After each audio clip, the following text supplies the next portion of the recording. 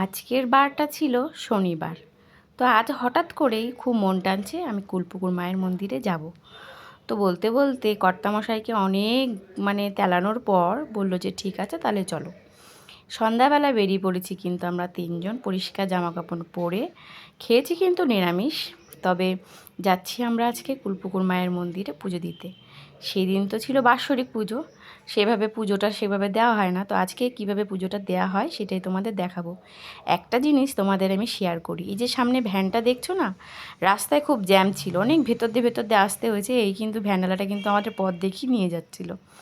তো সন্দেশ নিয়ে নিলাম যেহেতু, আর নিয়ে নিলাম 108টা জবা ফুলের মালা।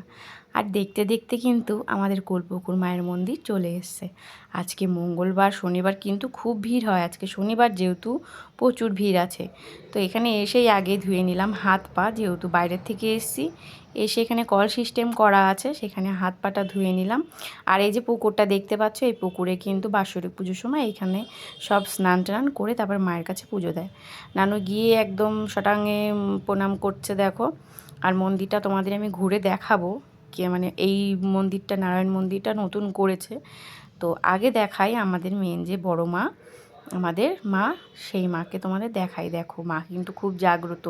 যাদের মনে কিছু আছে মনস্কামনা, তারা অবশ্যই জানিয়ে।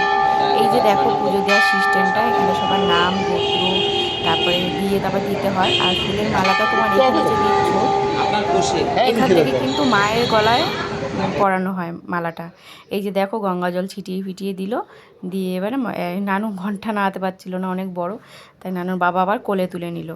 দেখো আমি এবারে পুজো আমাদের ডালা দেওয়া হয়ে গেছে। এবারে আমরা ধূপকাঠি মোমবাতি জ্বালিয়ে এখানে মার সামনে মনস্কামনা যা যা আছে আমি ভুলে যাই, কি যে চাইবো। আমি বলি মা সবাই ভালো থাকুক, তুমি ভালো থাকো, আমাদের ভালো রেখো। এইটা হচ্ছে শিব মন্দির। মা আছে, বাবা থাকবে না তা কি হয়? দেখো কত সুন্দর আমাদের ভোলেনাথ। এইটা শিব মন্দির। আর এটা হচ্ছে গিয়ে শিব ঠাকুরের মেয়ে মনসা ঠাকুর, মা মেয়ে সবাই আছে। আর পাশে যেটা নতুন করেছে দেখো, এটা হচ্ছে নারায়ণ মূর্তি, পুরো পাথরের। খুব সুন্দর লাগলো আমার জিনিসটা। দেখো দেখো তোমাদের কাছে নিয়ে গিয়ে দেখাই। এই দেখো কত সুন্দর লাগছে, পদ্ম ফুলটা করে তারপরে রেখেছে শ্বেত পাথরের পদ্ম ফুলটা। আর এই দেখো লোক কিন্তু ভালোই এখন শুরু হয়েছে আমাদের এখানে। সন্ধ্যা 7টার থেকে পুজো আরম্ভ হয়। তো এখানে সবাই কম বেশি চলে এসে তারপরে দেখো আস্তে আস্তে কত ভিড় হচ্ছে, যেই পুজো শুরু হয়ে গেছে। আর এখন কিন্তু আমাদের পুজোর আরতি হচ্ছে। দেখো মাকে সবাই প্রণাম করো, মাকে সবার মনস্কামনা জানাও। এই মা কিন্তু খুব জাগ্রত। আমার যখনই মন খারাপ করে আমি মায়ের কাছে আসি, এসে মায়ের কাছে দু একটা কথা বলে আমার মনটা মনে হয় খুব হালকা হয়ে যায়, একটু চোখের জল ফেলে। আর সত্যিই মা ডাক শোনে একদম। তো যাই হোক, এখন কিন্তু পুজো হয়ে গেছে। এখন সবার ওই নাম গোত্র ধরে ডেকে ডেকে সবাইকে প্রসাদ দেওয়া হচ্ছে।